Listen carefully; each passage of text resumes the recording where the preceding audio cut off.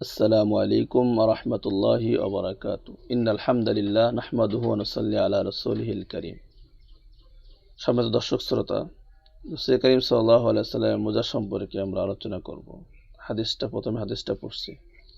وبه قال حدثنا قتيبة بن سعيد قال حدثنا يحيى بن زكريا بن أبي زائدة عن حسن بن عياش عن أبي إسحاق عن الشعبي قال قال المغيرة ابن شعبة أهدى دهية للنبي صلى الله عليه وسلم خفين فلبسهما. وقال إسرائيل عن جابر عن عامر وجبة فلبسهما حتى تخرقا. لا أدري النبي صلى الله عليه وسلم أذكي هما أم لا.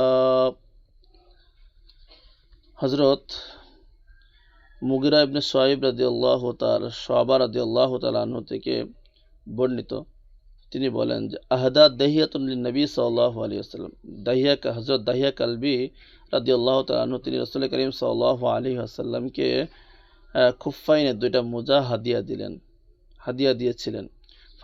ফালাবিসাহুমা, রাসূলুল্লাহ সাল্লাল্লাহু আলাইহি ওয়াসাল্লাম সেটা পরিধান করেছেন। ওয়াকালা ইসরাঈল আন জাবিরিন আন আমিরিন, ইসরাঈল তিনি জাবের আমের থেকে বর্ণনা করেন। ওয়াজুব্বাতান, যে তার সাথে মোজার সাথে তিনি একটা জুব্বাও হাদিয়া দিয়েছিলেন।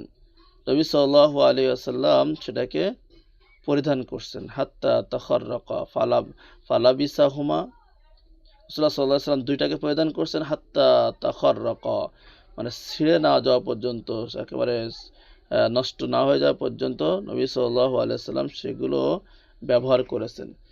লা আদরি নবী সাল্লাল্লাহু আলাইহি ওয়াসাল্লাম আযাকিয়ুন হুমা আমলা, রাসূলুল্লাহ সাল্লাল্লাহু আলাইহি ওয়াসাল্লাম জিজ্ঞাসা করেননি যে এটা জবাইকৃত বস্তু দ্বারা তৈরি নাকি জবাইবিহীন প্রাণীর চামড়া দিয়ে তৈরি, এটা নবী জিজ্ঞাসা করেননি।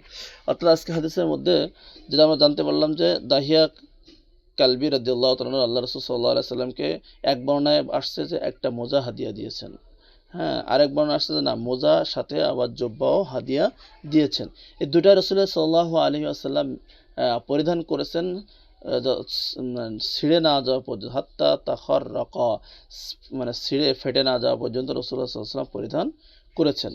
কিন্তু রাসূলুল্লাহ সাল্লাল্লাহু আলাইহি ওয়াসাল্লাম তাকে জিজ্ঞাসা করেননি যে এই মোজাটা, চামড়ার মোজাটা এটা জবাইকৃত পশু চামড়া দিয়ে তৈরি নাকি মৃত পশু চামড়া দিয়ে তৈরি, জিজ্ঞাসা করেনি। কারণ মূল বিষয় হলো যে জিনিসটা আমি ব্যবহার করছি সেটা পবিত্র হওয়া। যদি সেটা পবিত্র হয় তাহলে জবাই বা না জবাইয়ের কোনো প্রয়োজন নাই।